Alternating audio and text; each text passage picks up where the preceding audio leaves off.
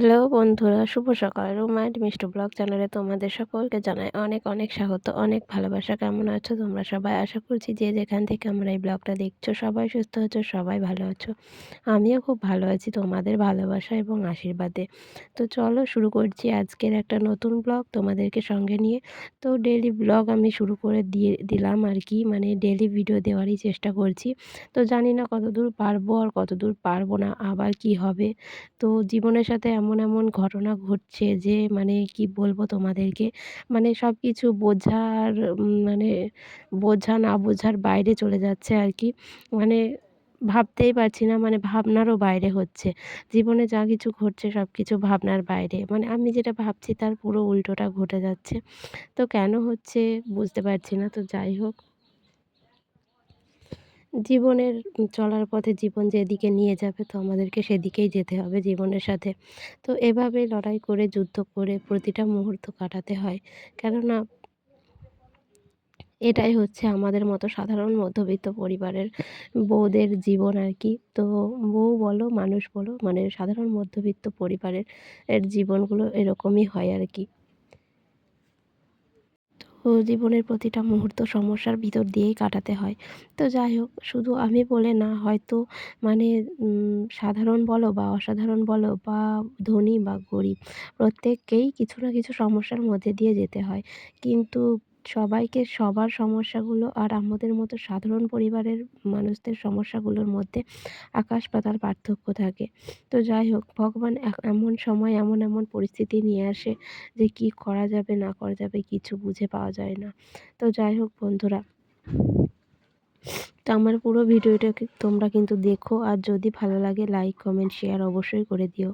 তো তোমাদের লাইক কমেন্টের অপেক্ষায় থাকি। তো তোমরা যদি কেউ লাইক কমেন্ট করো তো আমাদের মানে কাজটা করতে আরও বেশি উৎসাহ জাগে। তো কাজ করতেও ভালো লাগে। যখন ভিডিও বানিয়ে কোনো কিছুই পাওয়া যায় না তখন কিন্তু মনটা পুরো ভেঙে যায়, আর তখন আরোই ইচ্ছে করে না। তো যাই হোক, কাজ করার উপরেই কিন্তু কাজের যে মানে সফলতাটা সেটা কাজ করার উপরেই দেখতে পাওয়া যায়। তো কাজ না করলে আর সফলতা কোথা থেকে আসবে। তো যাই হোক, আমি এই যে আমার যে সফলতাটা আসে না, এটাকে আমারই দোষ আমি মনে করি।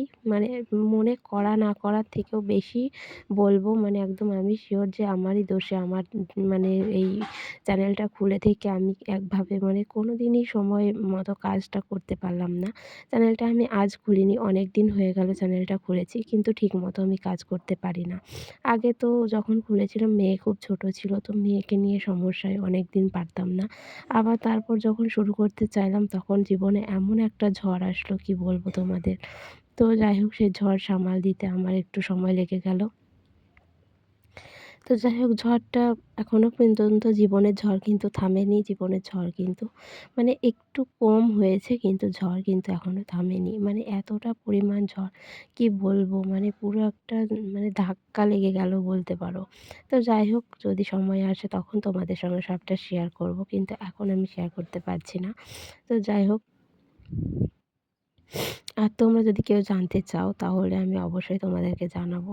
তো যাই হোক, তারপর দেখো, ঘরটা মানে বিছানা তুলে তারপর আলনাটা ভাঁজ করে রেখে তারপর ঘরটা ঝাড়ু দিয়ে নিয়েছি। তো ঘরটা ঝাড়ু দিয়ে নিয়ে তারপর চলে এলাম, দেখো সকাল সকাল রান্নাবান্নাগুলোও হয়ে গেছে। রান্নার পর উনানটা লেপতে চলে এসেছি। তো রান্নার ভিডিওটা আমি আজকে আর তোমাদের সঙ্গে শেয়ার করিনি, কেননা রান্না করতে করতে ভিডিও করাটা খুবই অসুবিধে হয়ে যায়। আর আমাদের যেহেতু সকাল সকাল রান্না হয়, একটু তাড়ার মধ্যে থাকি সেই জন্য।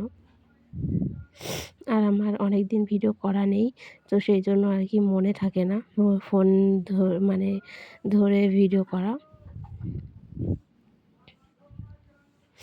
সেই জন্য। তো প্রচণ্ড ঠান্ডা লেগেছে, তো দেখো নাক টানতে হচ্ছে বারে বারে। তো কী করব বলো। তো মানে ওয়েদারটা চেঞ্জ হচ্ছে আর এমন ওয়েদারের অবস্থা, মানে ঠান্ডা লেগেছে তো কারোরই সারছে না আর কি। আমার মেয়েরও ঠান্ডা লেগেছে। তো বন্ধুরা, দেখো তোমাদের সঙ্গে গল্প করতে করতে আমি উনানটাও লেপে নিলাম। তো উনানটা না লেপা হলে উঠানে রান্না হয় তো কালি হয়ে থাকতে একদম ভালো লাগে না। তো যত পারি মানে খাওয়া দাওয়ারও আগে আমি উনানটা লেপার চেষ্টা করি। তারপর দেখো চলে এলাম বাসনগুলো ধুতে। খাওয়া দাওয়া হয়ে গেছে, এবার বাসন ধুতে হবে। তো চলে এসেছি বাসন ধুতে। তো তো চলো বসে গেছি বাসনগুলো মাজতে। তো আমার কথাগুলোর মধ্যে অনেক কিন্তু ভুলভ্রান্তি হতে পারে। তো তোমরা কিন্তু নিজ গুণে এবং তোমাদের ছোট বা তোমাদের কাছের মানুষ মনে করে কিন্তু ভুলগুলোকে ক্ষমা করে দিও। আর যদি তোমাদের খুবই সমস্যা লাগে তাহলে কিন্তু আমাকে কমেন্টে জানিও যে এই জায়গাটা তোমাদের ভালো লাগলো না। আশা রাখছি তোমাদের একটু হলেও ভালো লাগবে। তো পুরো ভিডিওটা দেখো, না টেনে স্কিপ না করে। তো পুরো ভিডিওটা দেখে আমার পাশে থাকো আর আমার একজন বন্ধু হয়ে। তো যাই হোক, দেখো তারপর বসে গেলাম বাসন ধুতে। তো বাসনগুলো মাজছি। তো আজকে না আমি মানে সাবান দিয়ে আর বাসন মাজছি না। তো ওই যে তেল রাই থেকে তেল করে যে খোলটা বার হয়, তো সেই খোল দিয়ে আমি বাসন মাজছি। তো সেটা ভিজিয়ে রাখি, তো ভিজিয়ে রেখে নরম হয়ে যায়। তখন সেটা দিয়ে বাসন মাজা খুব সুন্দর হয়। আর ওটা দিয়ে বাসন মাজলে বাসন এত পরিষ্কার হয় তোমাদের কি বলবো। তো যারা ব্যবহার করেছো তারা জানো, আর যারা ব্যবহার এখনও করোনি তারা কিন্তু ব্যবহার করে দেখতে পারো। খুবই সুন্দর লাগে। আর বাসনগুলো খুবই চকচক করে। তো এতটাই চকচক করে কি বলবো তোমাদের। তো সেই জন্য যখন অনেকগুলো করে বাসন হয় তখন আমি চেষ্টা করি ওটা দিয়েই বাসন মাজা। আর সাবান দিয়ে বাসন মাজলে অত তেলটা কাটে না। তো যাই হোক, সাবানটাও সাশ্রয় হয়, আবার বাসনগুলোও পরিষ্কার হয়। তো সাবান দিয়ে বাসন মেজে আমার জন্য একটু পড়তে হয় না। কিন্তু কী করব, তো মানে সময়ে আবার সাবান দিয়েও মেজে ফেলি যখন তাড়াহুড়ো থাকে আর কি। আর যখন তাড়াহুড়ো থাকে না তখন এভাবে কোল দিয়ে ভালো করে পরিষ্কার করে মাজার চেষ্টা করি। তো এভাবে এটা দিয়ে মাজলে কি বলো তো, অনেক টাইম লাগে। একটু দেরি হয় বাসনগুলো মাজতে, আর সাবান দিয়ে মাজলে একটু তাড়াতাড়ি হয়ে যায়। তো যাই হোক, তারপর দেখো বাসনগুলো ধুয়ে চলে এসেছি ঘরে। তো ঘরে দেখো কতগুলো মানে গাছে আমাদের অনেক ডাব হয়েছিল। তো ডাবগুলো শাশুড়ি মা সব বেচে দিল। মানে নারকেলের সময় যদি থাকে তো বেশিরভাগ নারকেল নষ্ট হয়ে যায়। সেজন্য ডাব বেচে দিয়েছে। তো বেচে দিয়ে দেখো সবই নিয়ে গেছে, আর এই কয়েকটা ডাব রেখে গেছে। তো সেইটাই এখন ঘরে এনে এখন মেয়ে বায়না করেছে খাবে। তো সেটা এখন মেয়েকে কেটে দেওয়া হলো। তো সেটা এখন ও পাইপ দিয়ে এবার হ্যালো বন্ধুরা, আমি চলে এসেছি। আমি এবার ডাব খাচ্ছি। একটা ঠামি চিড়িয়ে দিয়েছে আর আমি এখন ডাবটা খাচ্ছি। ডাবটা খেতেও মিষ্টি মিষ্টি ভালো, দারুণ ডাবটা। দাদা, আবার দাদা হবে পরের ভিডিওতে। আর পাইপটাও পেয়েছে জল খাবার জন্য। তারপর দেখো গাছে আবার কয়েকটা শুকনো নারকোল ছিল, তো সেগুলো পেড়ে নিয়েছে। তো সেগুলো পেড়ে আবার দেখছে সেগুলোতে আর জল নড়ছে না। তো জল না নড়লে তো নষ্ট হয়ে যাবে। সেই জন্য শাশুড়ি মা বলল আমাকে ঝুড়ে দাও। তো নারকেলটা আমি ঝুড়ে দিয়েছি, আর মানে খোলাগুলো ছাড়িয়ে দিয়েছি। আর তারপর শাশুড়ি মা কুড়তে বসেছে।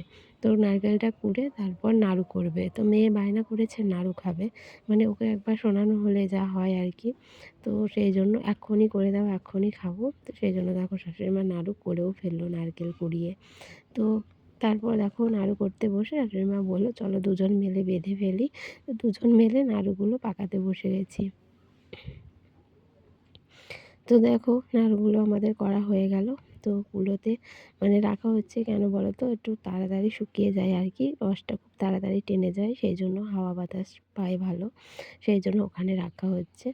তো দেখো একটু ফাঁকা ফাঁকা করে রাখলাম যাতে তাড়াতাড়ি শুকিয়ে যায়।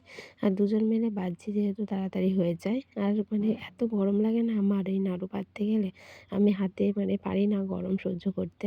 তো সেই জন্য খুব মানে বারবার ফেলতে হয় আর নিতে হয়। তো সেইভাবে তো তৈরি হচ্ছে। তো দেখো আমাদের প্রায় নাড়ু বানানো হয়ে গেল। তো আজকের ভিডিওটা কিন্তু আমি আর বেশি বড় করব না। তো দেখো দুটো ছিল, দুজন নিয়ে নিলাম। তারপর দেখো এদিকে কুলোতে শাশুড়ি মা আবার হাত দিয়ে দেখবে শুকোচ্ছে কিনা, মানে না শুকোলে আবার অনেক সময় লাগে শুকোতে, সেই জন্য। তো শুকিয়ে গেলে শক্ত হয়ে যাবে আর কি। তো দেখা হচ্ছে এখন শক্ত হচ্ছে কিনা। তো বললাম হচ্ছে। তো আজকের ভিডিওটা এই পর্যন্তই, দেখা হবে পরের ভিডিওতে।